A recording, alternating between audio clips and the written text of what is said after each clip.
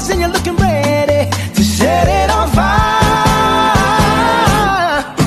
Come on and cha-cha-cha with me, and I'ma cha-cha-cha with you tonight.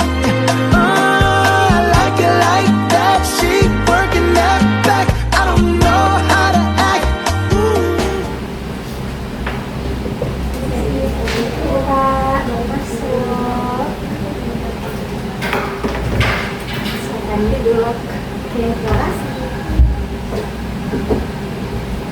Oke, baik Kak. Sebelum itu, apakah saya boleh mengetahui nama Kakak? Mungkin Kakak bisa memperkenalkan Kakak siapa? Oke, jadi perkenalkan nama saya Putri Maharani, bisa dipanggil Putri, bisa dipanggil Putri. Oke, mungkin saya bisa panggil dengan Kak Putri. Baiklah, mungkin sebelum kita memulai kegiatan kali ini, mungkin alangkah baiknya kita bisa berdoa terlebih dahulu agar proses konseling kita pada hari ini bisa berjalan dengan lancar. Baik.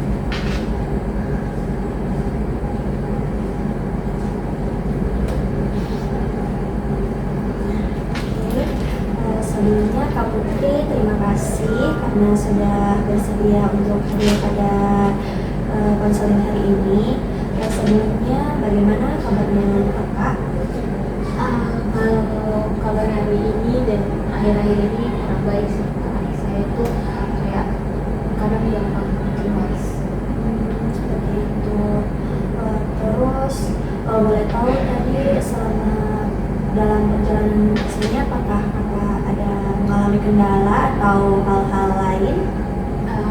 Cukup lancar sih Kak kalau untuk perjalanan ke sini tadi, alhamdulillah aman semua. Apa Kakak Putri sudah sarapan?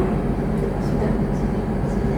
Oke, baik Kak, terima kasih sebelumnya karena sudah datang hari ini ke sini dan untuk bercerita. Nah, di sini saya akan mendengarkan Kakak tanpa menghakimi Kakak sedikit pun, dan perlu Kakak ketahui juga semua yang Kakak sampaikan atau yang akan Kakak ceritakan pada kesempatan kali ini itu bersifat rahasia, kecuali ada hal-hal yang menyangkut tentang Kakak atau nyawanya Kakak dan nyawa orang lain, itu mungkin saya akan menyampaikan kepada orang-orang yang lebih penting, dan itu juga tergantung persetujuan dari Kakak. Nah, tujuan konseling kita atau teman kita untuk hari ini yaitu membantu Kakak untuk memahami dan menghadapi masalah yang sedang Kakak alami atau yang Kakak rasakan saat ini. Dan sebelum itu saya akan menyampaikan kesepakatan waktu kita untuk pertemuan hari ini, yaitu mungkin sekitar 30 menit. Apakah Kakak bersedia? Ya Kakak, saya bersedia. Oke, baik. Apakah Kakak sudah siap untuk proses konseling pada hari ini? Ya, siap. Kak, kalau saya boleh tahu kira-kira apa yang membuat Kakak datang ke sini pada hari ini untuk melakukan proses konseling pada hari ini? Jadi itu merasa sebenarnya ini kejadiannya sudah sekitar beberapa tahun yang lalu, tapi kadang-kadang saya juga merasa kalau kejadian-kejadian itu cukup merubah kehidupanku. Pokoknya semenjak kejadian itu saya merasa hidup itu berubah, kayak saya kadang tiba-tiba cemas, tiba-tiba takut, padahal sebenarnya itu termasuk kejadian yang sudah cukup lama, sudah sekitar 4-5 tahun yang lalu. Oke, baik. Terus apa yang paling mengganggu Kakak dari kejadian tersebut? Saya tuh lebih kadang-kadang saya ngerasa kayak takut ketemu sama orang-orang tertentu. Kayak saya juga pernah jadi fokus kuliahku itu terganggu karena saya tuh sering sekali kepikiran soal ini. Kayak misal saya lihat ada seseorang yang mungkin mirip dengan pelaku tersebut, saya langsung terdistract. Jadi kayak saya panik duluan, pokoknya saya sudah istilahnya kayak sudah panik attack, sudah cemas dan lain-lain. Baik. Kira-kira perasaan apa yang sering muncul ketika kakak mengingat kejadian itu lagi? Takut, malu, terus kayak marah juga sih sama diri sendiri. Kayak kenapa pas kejadian itu saya itu tidak melawan gitu. Kenapa saya tidak berusaha untuk memberontak? Kayak kenapa saya cuma nge-freeze saja? Dan mungkin itu sebenarnya respon yang biasa sekali untuk korban-korban pelecehan. Cuma kayak saya tetap takut. Kayak beberapa bulan pertama setelah kejadian itu saya tuh kayak menutup diri. Jadi pokoknya saya kayak marah sama diri sendiri, kenapa saya tidak bisa menjaga diri sendiri, kenapa sampai ada kejadian ini. Selain itu, apa dampak terhadap aktivitas kakak sehari-hari ya ketika kakak mengingat lagi kejadian itu? Walaupun itu kejadian beberapa tahun yang lalu, tapi kalau misalnya saya sudah mulai teringat lagi soal kejadian itu, saya jadi kayak saya lebih sering mengurung diri di kamar. Dan di semester kemarin juga nilaiku tuh sudah termasuk turun karena terdistract dengan itu semua. Dan kadang-kadang juga saya jadi susah tidur. Boleh tahu juga kapan pertama kali kakaknya merasa trauma itu mulai mengganggu aktivitasnya kakak?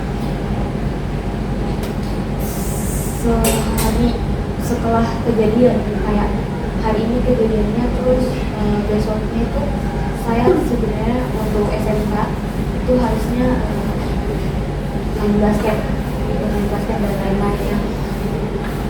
Saya rasa dari situ saya lumayan, bukan juga lumayan sih, pernah takut untuk ketemu sama orang banyak. Kayak kalau misalnya disentuh sama, waktu itu sempat dipegang sama coach, padahal cuma pegang tangan karena itu mau ajak buat main basketnya. Cuman di situ saya refleks langsung melepaskan tangannya karena saya takut. Jadi menurutku itu cukup mengganggu aktivitasku mulai saat itu. Tapi sekarang saya sudah bisa untuk mengontrol itu, walaupun sedikit-sedikit, tapi tidak menutup kemungkinan juga kalau misalnya kejadian itu ada lagi di kepala dan memangnya saya kadang kayak mau menjauh dari semua. Apakah perasaan kakak rasa ini itu muncul setiap saat atau hanya pada kondisi-kondisi tertentu saja? Biasanya itu muncul kalau misalnya kayak saya sendiri ada di kamar, atau saya baca-baca kasus-kasus pelecehan. Kadang saya juga teringat sendiri sama kasus terus kalau misalnya kayak ada orang yang tahu itu, terus atau mungkin ada orang yang kenal si pelaku, terus orang itu menyebutkan terus namanya pelaku ke saya, itu saya pasti mulai ada lagi perasaan takut, deg-degan, pokoknya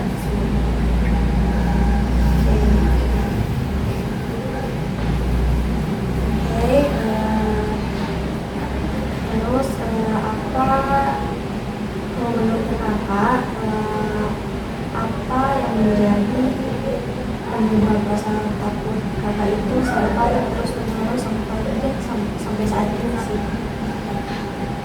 kadang menurutku karena saya tuh merasa diriku sudah tidak aman lagi, Kak. Kayak saya jadi termasuk susah untuk percaya sama orang, tapi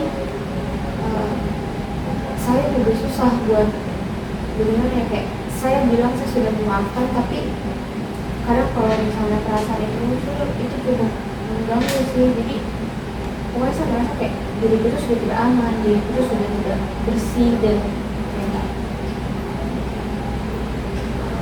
Setelah itu, apakah ada orang lain yang mengetahui kondisi yang kakak alami saat ini?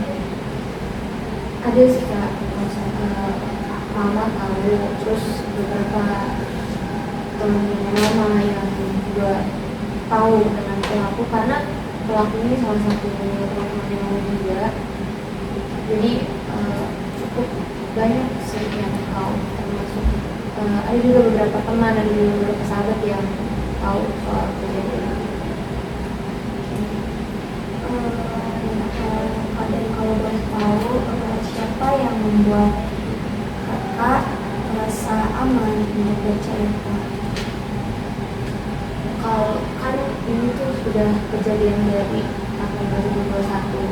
Nah, saya merasa aman untuk menceritakan ini dan tidak bakal terbongkar semua orang itu sama sahabat-sahabatku sih kak. Jadi kalau waktu masa-masa sekolah itu saya juga punya sahabat, terus di masa perkuliahan juga. Jadi sahabat-sahabat itu cukup tahu saya itu seperti apa kalau misalnya sudah berani untuk menceritakan itu ke mereka. Jadi saya masih bisa percaya sama beberapa orang, tapi tidak semua, itu susah. Baik, selanjutnya, apakah ada orang yang membuat kakak justru makin terburuk keadaan kakak, atau kakak merasa makin berat keadaan kakak setelah bertemu dengan orang tersebut? Ada sih kak, kayak ada beberapa orang yang bilang kalau saya itu terlalu berlebihan, kayak kenapa saya tidak melawan, kenapa saya tidak teriak. Jadi kayak saya makin takut untuk cerita, karena saya rasa kalau saya bercerita itu saya malah diyakini. Jadi seakan-akan mereka merasa bahwa saya itu dilecehkan cuma terima-terima saja, kayak enak-enak saja, padahal itu yang bikin takut sebenarnya. Jadi itu sih yang bikin saya untuk kadang ragu buat cerita-cerita ke orang, dan itu termasuk aibku juga sih.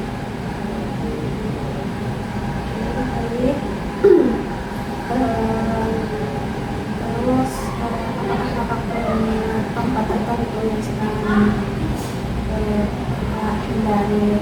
Jangan sekarang, mungkin ada tempat-tempat tertentu yang kakak tidak ingin datangi lagi, yang kakak hindari lagi.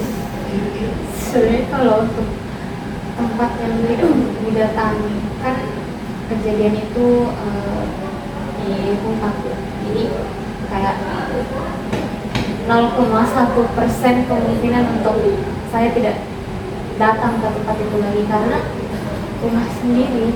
Jadi saya susah juga untuk menghindari tempat-tempat tersebut. Cuman sekarang saya lagi tinggal di rumahnya kakek, jadi jarang memang untuk tinggal di situ. Dan beberapa tempat-tempat yang selalu saya hindari itu posisi rumahnya sih, kayak saya tahu dia rumahnya di mana, itu kadang saya hindari jalan-jalan tersebut, walaupun tidak menutup kemungkinan kadang saya masih berpapasan sama dia karena termasuk saya mampu. Terus biasanya perasaan-perasaan ini sering muncul pada saat gimana? Kayak tadi kadang di tempat-tempat ramai sih kak, kayak kalau misalnya ada juga laki-laki asing atau mungkin laki-laki yang lebih tua daripada saya, terus tiba-tiba mendekat dengan tatapan yang menurutku tidak enak untuk dilihat. Itu memunculkan trigger buat saya sih. Jadi kayak saya tiba-tiba langsung gemetar, takut, kayak intinya saya menjauh dari orang lain. Terus bagaimana biasanya cara kakak untuk menghadapi rasa takut kakak atau cemas kakak? Cara aku untuk mengatasi itu menangis sendiri, menghadapi menarik diri sendiri kenapa sudah seperti ini, terus ya mengurung diri juga di kamar, itu aja sih. Menurut kakak, apakah cara itu efektif atau cukup membantu kakak? Sedikit membantu sih sebenarnya, tapi habis itu saya masih bakal tetap kepikiran lagi sih, kayak juga tiba-tiba. Oke, baik Kak, saya bisa memahami bahwa kakak sudah berusaha bertahan sejauh ini. Pengalamannya kakak yang traumatis ini memang dapat mempengaruhi rasa aman dan aktivitas kakak sehari-hari. Jadi penting juga untuk kakak menguji atau kakak mengetahui apakah kakak ini sekarang mulai menyimpulkan bahwa semua orang itu berbahaya, karena kadang trauma itu membuat otak kita melakukan generalisasi yang berlebihan untuk melindungi diri kita sendiri. Terus perasaan takutnya ini valid, tetapi kesimpulannya belum atau tidak adanya tempat aman sama sekali. Tentu sepenuhnya itu sangat tidak akurat. Kita akan mencoba pelan-pelan membedakan mana ancaman nyata dan mana respon dari trauma kakak tersebut. Terus menurut kakak, hal kecil apa yang mungkin bisa mulai membantu kakak ini merasa lebih aman? Mungkin saya harus lebih lebih terbuka lagi sama orang-orang yang saya percaya. Seperti yang kakak bilang tadi, itu langkah yang sudah sangat amat baik. Selain itu juga, bagaimana jika kakak merasa cemas atau rasa cemas itu muncul kembali, kakak bisa mencoba teknik pernapasan dan tidak langsung mengisolasi dirinya kakak. Nah, baik. Jadi untuk sementara saya bisa merekomendasikan rencana atau hal-hal yang bisa kakak lakukan. Yang itu mungkin kakak bisa mulai berbicara dengan orang yang kakak percaya, seperti yang kakak sebutkan tadi, sahabat-sahabatnya kakak dan orang-orang terdekatnya kakak yang sudah kakak percayai, untuk bisa bercerita dengan leluasa. Seperti itu juga kakak mungkin bisa mencoba mengurangi kebiasaan kakak untuk mengurung diri, seperti itu. Terus kakak juga bisa mencoba teknik pernapasan ketika cemas kakak, atau mungkin seperti kakak bilang tadi, kakak merasa gemetar, itu mungkin kakak bisa mencoba teknik pernapasan tersebut agar mungkin rasa cemas kakak atau keadaan kakak yang sedang gemetar itu bisa lebih berkurang. Maka saya sebenarnya sangat amat menghargai keberaniannya kakak untuk datang pada hari ini dan berbagi ceritanya kakak juga. Saya tahu itu pasti bukan hal yang mudah buat kakak. Selanjutnya, apakah masih ada hal-hal yang ingin kakak sampaikan lagi, atau kakak berbagi cerita lagi kepada saya? Tidak, saya sudah merasa lebih lega setelah bercerita. Mungkin kakak bisa simpulkan bagaimana perasaan kakak setelah mengikuti konseling pada hari ini? Bisa saya simpulkan itu, saya cukup sadar kalau saya itu selama ini terlalu banyak mengendalikan diri sendiri. Nah, saya juga jadi terlalu kayak overthinking dengan diriku sendiri, dan saya juga harus lebih tahu kalau misalnya saya itu harus bisa pelan-pelan untuk mengatasi trauma yang saya alami, seperti dengan teknik pernapasan yang sudah Bapak rekomendasikan tadi, untuk lebih mengurangi untuk mengurung diri dan juga mulai kegiatan-kegiatan yang lebih positif. Baik, Kakak, saya sangat amat berterima kasih karena Kakak sudah bersedia untuk terbuka dan bercerita pada hari ini. Semoga setiap langkah kecil yang kita bahas bisa membantu semua proses pemulihan Kakak tentang permasalahan yang Kakak ceritakan tadi, dan juga kita bisa melanjutkan sesi berikutnya jika Kakak perlukan lagi untuk melakukan konseling berikutnya. Kakak bisa menghubungi saya kembali. Terima kasih banyak Kak sudah mau mendengarkan dan sudah membantu saya untuk menghadapi masalah yang saya Jadi sama-sama sebelum kita mengakhiri proses hari ini, mungkin kita bisa berdoa lagi, mengucapkan terima kasih juga kepada Tuhan karena sudah memberikan kita kelancaran pada proses konseling pada hari ini. Mungkin kita bisa mulai berdoa.